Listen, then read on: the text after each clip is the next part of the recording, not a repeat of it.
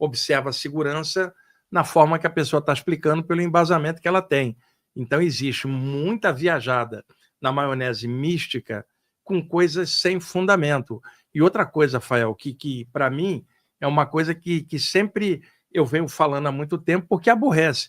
É um tal de fim de mundo toda hora, de marcar data de renovação espiritual, e as pessoas vão mudando a data e nada acontece, cara. Isso aí já vem desde a década de 1970. Um tal de induzir medo de catástrofe, medo de karma, medo de espíritos, medo do capeta. É medo, cara, por falta de informação. Então, se as pessoas souberem filtrar melhor com o pé no chão, evita enganação, seja delas mesmas ou de outras pessoas, que às vezes estão até na boa intenção, mas você vê claramente que é uma viajada. Por isso que é importante ter pé no chão, ponderar. Eu sempre dou muitas dicas de literatura variada para a pessoa ter visão de conjunto e poder botar o pé no chão. Realmente, e até no assunto que a gente vai entrar, que são chakras, né? Existe também todo um folclore, né? Existe muito mito em cima, porque o estudo dos chakras, originalmente, surgiu na velha Índia, no contexto inicial do yoga. É claro que depois foram surgindo outros movimentos dentro do grande guarda-chuva de doutrinas, que é o hinduísmo. Foi vindo o Vedanta, muito baseado nos Vedas e nos Upanishads. Você tem o Samkhya, que é próximo da abordagem do yoga, e vários outros sistemas, todos falando de chakras com abordagens diferentes. A expressão chakra vem do sânscrito da velha Índia, significando rodas de luz. Já no Ocidente, surgiram outras nomenclaturas, centros energéticos, centros psíquicos, centros de força, mas o nome que mais aparece na literatura internacional do tema é chakra. O velho nome dos hindus ainda vigora na maioria da literatura sobre o tema. Então, roda de luz, porque os grandes mestres da Índia, que primeiro falaram sobre esse tema e observaram por clarividência a aura humana e os centros energéticos, notaram que esses centros tinham forma de vórtices ou de rodas luminosas. E havia na literatura hindu alguns mitos relativos a Vishnu, que é o preservador divino, dentro daquela trimurti Brahma, criação, Vishnu, preservação, e Shiva, transformação. Isso, pelo menos, é o que é mais aceito internacionalmente, porque dependendo do devoto, ele pode achar que Shiva é o primeiro, ou Brahma ou Vishnu, mas classicamente Brahma, Vishnu e Shiva. Então, Vishnu tinha numa das 4 mãos, que na verdade são os elementos, terra, água, fogo, ar, e a cabeça é o Akasha, ou éter, os 5 elementos. Então, uma das mãos de Vishnu superior, ele carrega uma rodinha de luz. Então, muitos dizem que é Kala, a roda do tempo. Só que roda em sânscrito é chakra. Então, dentre os vários mitos, se dizia que Vishnu, quando descia para proteger o devoto, e aí ele ganhava o nome de Narayana, né? Daí o mantra Om Namo Narayanaya, que é muito famoso, de proteção de Narayana ou Vishnu. Quando ele descia e as trevas estavam cercando, ele estendia essa mão e fazia a rodinha virar um rodão, e aí diluía as trevas. Então, qual é a metáfora? Cercado pelas trevas, amplia a luz do chakra. Então, quando os mestres da Índia estavam mapeando esses centros energéticos, eles tinham que criar uma nomenclatura. E aí lembraram da rodinha na mão de Vishnu, que chamava chakra. Nomearam centros vitais de chakras. E aí, aproveitando, antes da gente falar da primeira obra, a intersecção entre chakras e projeção astral. Qual é o papel dos chakras numa projeção extrafísica consciente? E qual é a alteração, se há alguma alteração no funcionamento do chakra, quando o corpo, quando a pessoa está projetada fora do corpo? Na verdade, a ativação dos chakras, de alguma forma, e tem várias formas de fazer isso, ela favorece uma soltura do corpo psíquico, espiritual, para fora da matéria, temporariamente. Então, eu sempre recomendo pessoas que estudam saídas do corpo também conhecer a parte dos chakras e intercalar os dois estudos. Porque você tem, por um lado, curadores, reikianos, passistas, curadores prânicos, que conhecem o sistema de chakra das mãos de luz e de passagem de energia e não conhecem tanto a área de saída do corpo. Em contrapartida, na área de estudos de saídas do corpo, você tem muitos autores que não conhecem direito os chakras. Eu pude juntar e aprofundar os dois temas e sei, por experiência própria, que a ativação dos chakras favorece uma expansão do campo energético que favorece as saídas do corpo. Existem outros autores que fizeram esse equilíbrio entre os dois temas. Um deles, a gente vai falar daqui a pouquinho, que é o Dr. Hiroshi Motoyama, que inclusive narra as saídas do corpo durante a ativação de chakras. Eu tive muitas experiências assim. Os principais chakras, cada um apresenta algumas características que a gente pode falar depois, mas em geral, o trabalho de bioenergia e de ativação de chakras em várias modalidades pode favorecer as saídas do corpo. E aí, para quem nunca escutou esse termo bioenergia, às vezes as pessoas elas escutam chakras e bioenergia dentro do teu trabalho, né? Não tiveram ainda uma experiência energética consciente, né? Como é que você classificaria isso para que as pessoas possam ter esse conceito de forma mais profunda? Se a gente considerar hoje o próprio conhecimento moderno, matéria é energia condensada e energia é matéria em estado radiante, ou seja, tudo no universo é alguma forma de energia variando o grau de condensação. Muito condensada é matéria, muito sutil a pura luz. Mas desde a luz até a pedra, formas de energia variando o nível de condensação. Outrora, quando se falava corpo energético, todo mundo imaginava um corpo sutil. Mas hoje nós sabemos que até o corpo humano também é uma forma de energia. Então, esse termo energia ganhou propriedade na velha Grécia, vem do energy, do grego, aquilo que dá atividade, vida e movimento, aquilo que faz você trabalhar, se mexer. Se você se mexe, você está vivo. Energia é vida, vida é movimento. Então, energia do grego, atividade ou movimento, ou obra do verbo obrar, trabalhar. Isto que os gregos chamaram energia, os hindus chamaram prana, em sânscrito, que é o sopro vital, chineses chamaram de chi, força vital, japoneses chamaram ki, força vital, e na Europa foi chamado fluido vital ou força vital. Mas o nome que mais aparece é energia. Quando você fala bioenergia, energia da vida, uma energia que anima um sistema biológico, aquilo que está vivo, cara. Então, daí o nome bioenergia, uma energia viva. Não está se falando da pedra, está se falando de um ser vivo que se mexe, que age.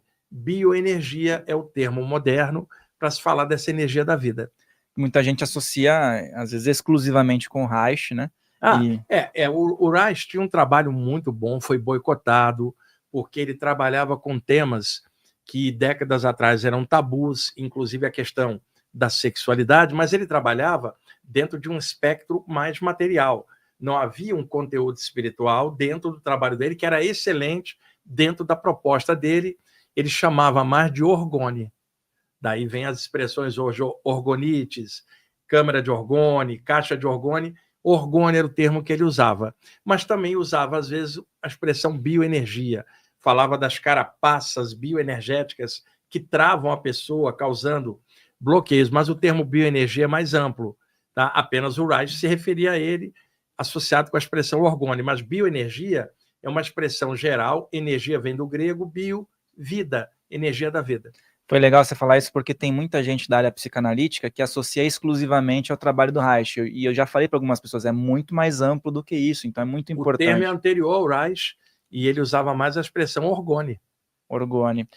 E agora eu acho que para quem está aí, ó, pessoal que está em casa, a gente falou que vai dar algumas indicações. A gente vai começar a falar sobre alguns livros para que você também possa ter um material, assim, um material válido para que você possa ter sua linha de estudo, consultar também o Wagner dentro dos conteúdos dele, mas ele sempre indica materiais muito bons. Qual seria um primeiro livro para o pessoal poder... É assim, eu vou indicar um primeiro livro que é clássico, na verdade ele é o número 2, mas depois eu vou falar do número 1, porque ele é mais complexo. Então, para facilitar para quem está assistindo a gente, em 1926 saiu um livro em língua inglesa chamado Os Chakras. O autor era da Sociedade Teosófica, o clarividente Charles Webster Leadbeater, que já vinha escrevendo sobre chakras há algum tempo e resolveu compilar, formatando uma obra que depois sairia no Brasil durante décadas pela editora Pensamento. Me parece que hoje está sendo editado pela editora da Sociedade Teosófica de Brasília. Esse livro se chama Os Chakras. Tem ilustrações coloridas. Leadbeater contratou um desenhista para ilustrar ele era um clarividente exímio, né? E eu estou colocando ele aqui como clarividente, mas ele tinha outras características, era polêmico, tem gente que gosta dele, outras não, mas na questão dos chakras ele realmente fundamentou uma obra que virou a referência internacional. Por quê, Fael? Era a primeira obra em língua inglesa publicada na Inglaterra. E aí a maioria das pessoas seguiu o padrão do que ele descrevia nessa obra. Acontece que o Leadbeater, além de teosofista, era maçom e também era reverendo. Então, na hora que ele descreve os chakras, o que ele faz? Pega o nome em sânscrito dos chakras no yoga antigo e converte para nomes em inglês que seriam mais fáceis de assimilação pelo público inglês, que não era o público yogi. Então, na hora ele converte, nem sempre exatamente igual ao original, mas convertendo para uma linguagem ocidental. Foi ele, então, que pegou, deixa eu dar o nome original e dar a conversão dele. O Sahasrara, o lótus das 1000 pétalas, em sânscrito, ele transformou em chakra coronário, no sentido coroa da cabeça. Pegou o chakra Adna, centro de comando, e transformou em chakra frontal. Pegou o Vishuddha chakra e transformou em chakra laríngeo. Pegou o Anahata chakra, transformou em chakra cardíaco, que na verdade é cardiorrespiratório, a função é integrada. Pegou o Manipura chakra na barriga e transformou em chakra umbilical.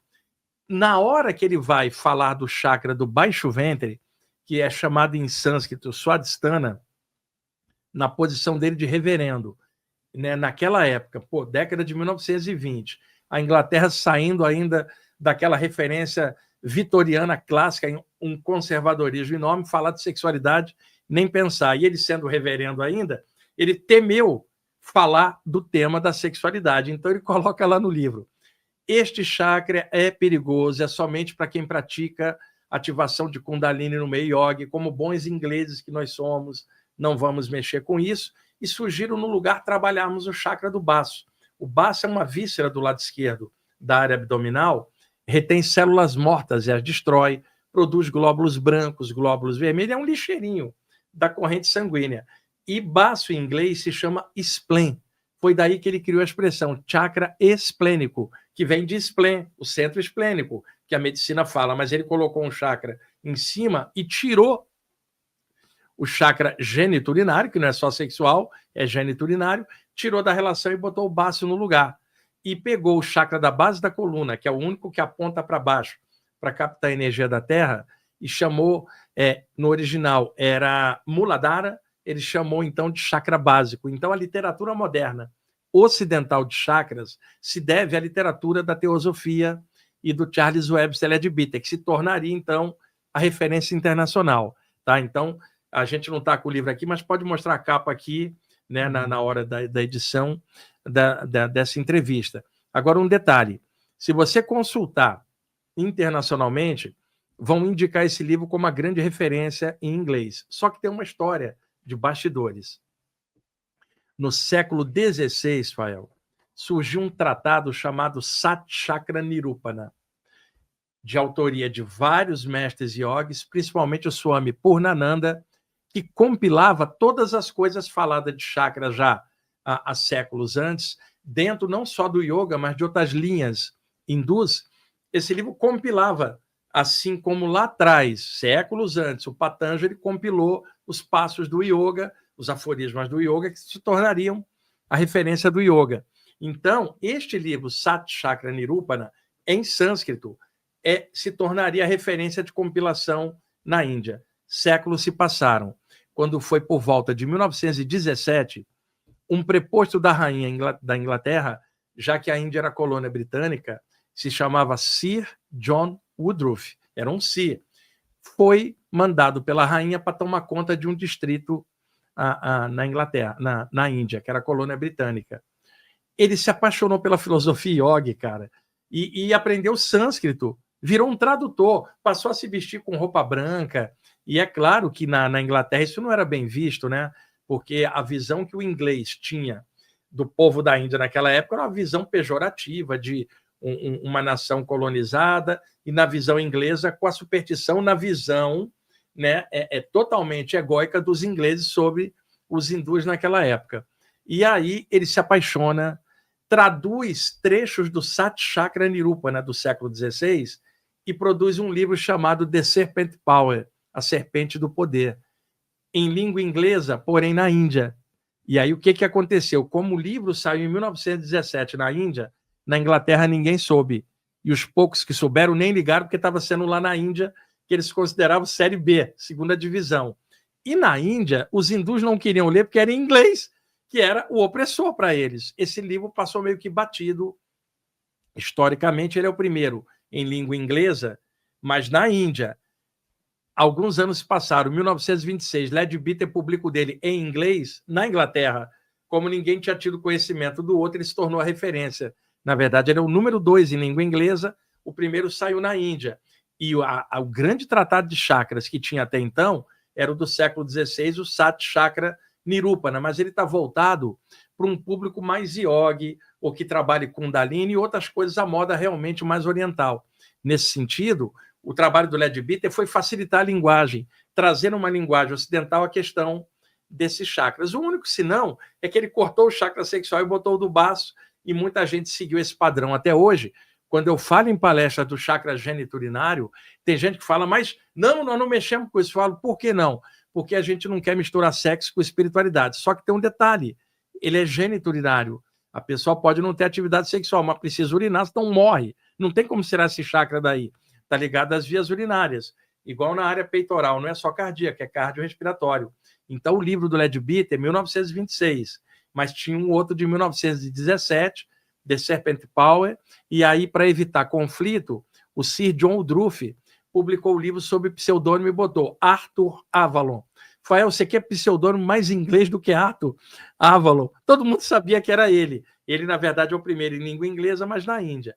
Leadbeater é o segundo na Inglaterra e passou como o primeiro, porque as pessoas não conhecem esse histórico que eu estou falando, a não ser pesquisadores que aprofundam, deve ter vários aí assistindo a gente, mas, em regra geral, a grande parte das pessoas que mexem com esse sistema não conhece esse livro. E saiu uma tradução em castelhano pelo Editorial Kier de Buenos Aires, na Argentina, muito bom, cara, uma tradução muito boa, bem grossa, colocou outros textos acrescentados do John Woodruff ou Arthur Avalon ali no material. Eu tenho as duas edições, a em inglês e em espanhol. Em espanhol se chamou Fuego Serpentino, né? Que é uma metáfora da Kundalini, a moda antiga na Índia.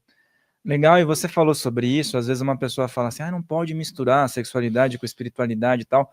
Tudo bem, uma coisa é depravação, mas aí eu falo para a pessoa, o ato de concepção da sua vida foi como? Você nasceu da árvore, né? Então, tem a importância do assunto, né? E é geniturinário, não é apenas sexual, porque demonizaram o chakra baixo ventre pela questão sexual, isso pela questão judaico-cristã ocidental, porque no Oriente ninguém fez isso. A referência cultural era outra.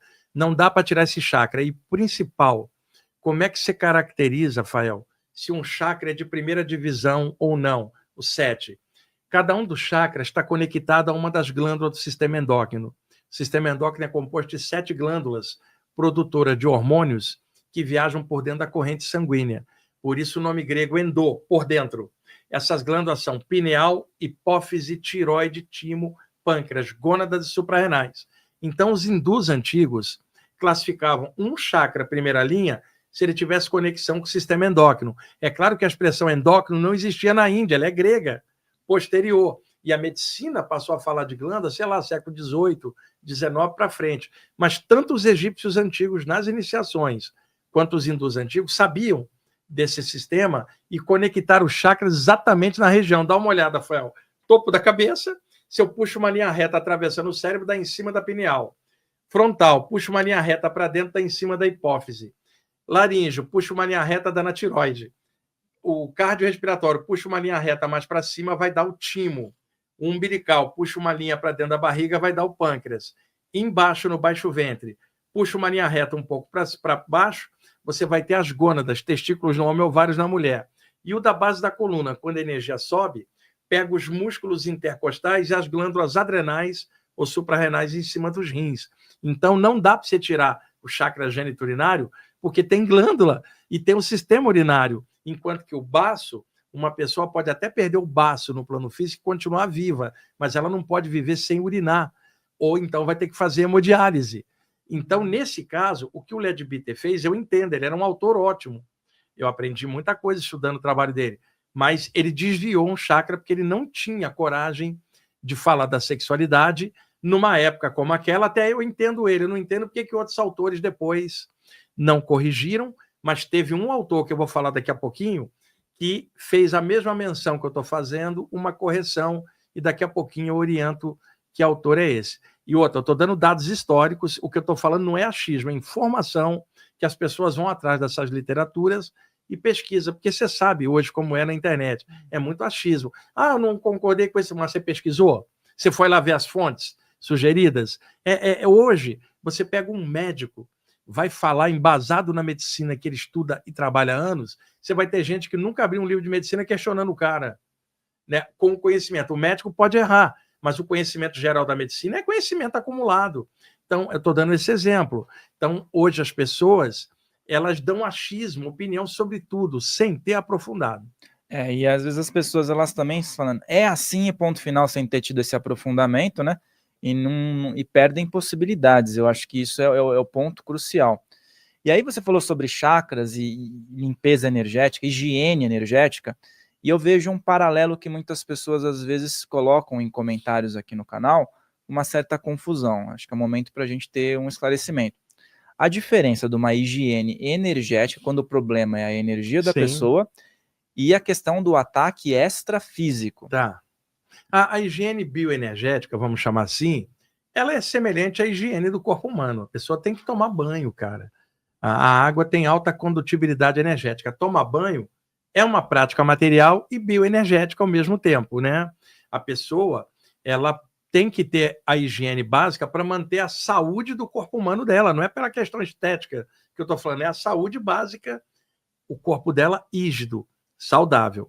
Então, tomar banho, cuidar, se alimentar, né? Dormir, ter o descanso e ter a higiene do seu corpo. Agora, quando se trata de algo extrafísico, Fael, um ataque espiritual, você tomar um banho não vai cortar, porque ali você está precisando de uma higiene parapsíquica. O que seria? Mudar o padrão da energia da tua aura e dos seus chakras para que não tenha um encaixe com o agressor extrafísico que vem, você não permite o encaixe porque você vibrou, que é o chamado estado vibracional, tão cultuado aí e falado por tantos autores. Mas existe a ativação dos chakras, existe a projeção de energia pelas mãos, limpando o ambiente. Então, a higiene bioenergética, ela tem sua parte no corpo, que é o banho, cuidado com o corpo, e tem a parte extrafísica, que seria uma higiene parapsíquica, que envolveria padrões mentais, emocionais e bioenergéticos. E aí você falou sobre estado vibracional, vamos já... o livro que não estava aqui, tinha aqui, mas o Samuel emprestou, então a gente botou uma arte. Agora tem outros livros que tem aqui. Deixa eu citar o Motoyama, que ele não está aqui também, você vai colocar a capa na inserção. Isso. 1981, Fael, surgiu um autor japonês que era acupunturista, professor de acupuntura, inclusive, criado no Japão, conhecia bem a parte budista, e ele foi para a Índia. Lá ele estudou com o Swami Satyananda. E o Swami Satyananda tinha sido discípulo do Swami Shivananda, que é um dos grandes mestres yogis do século XX da Índia, desencarnou logo no início da década de 1960. Então, o conhecimento que o Motoyama pegou do Satyananda tinha vindo do Swami Shivananda, que se baseava nos clássicos da velha Índia, que ele citava bastante. Então, o Motoyama se tornaria professor de yoga e somou isso com a acupuntura, retorna ao Japão. E aí resolve publicar um livro chamado Teoria dos Chakras. O ano é 1981, esse livro saiu logo depois aqui no Brasil, pela editora Pensamento, está em catálogo até hoje. Esse livro, na minha opinião, é o melhor livro de chakras de todos, para o meu gosto, como pesquisador. Porém, algumas pessoas não gostam, porque a primeira metade do livro, Fael, é sobre posturas de yoga, o que interessa mais a um praticante de yoga, e algumas coisas de acupuntura, que interessariam a pesquisadores dessa área. Porém, a metade do livro em diante é sobre os chakras.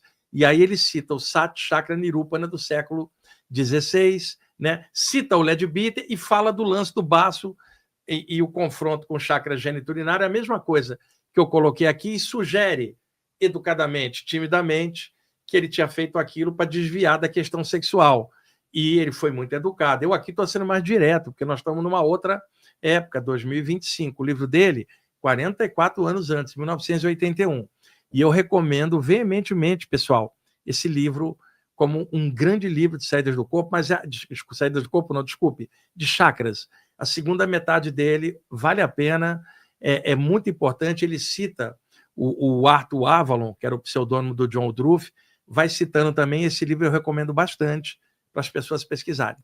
Esse livro é sensacional e, além de tudo, ele descreve, né, cada chakra que ele vai despertando ali, né? Você entra na história também. Tem uma né? parte, Fael, que ele fala do despertar do chakra Sahasrara, o lótus das 1000 pétalas. Ele tem uma saída do corpo pelo alto da cabeça, cara. É emocionante, está no livro. Tem outra parte que ele fala do despertar do Anahata, o chakra cardiorrespiratório. Então, são relatos de primeira mão que os iogues não postavam isso em aberto nas literaturas. Era coisa de mestre para discípulo. O Motoyama avançou, foi criticado pelos iogues mais conservadores, dele estar revelando coisas, e, na verdade, era a época de falar disso, sim. Então, quem estuda saídas do corpo, procura, no livro do Motoyama, tem uma parte em que ele narra 2 saídas do corpo.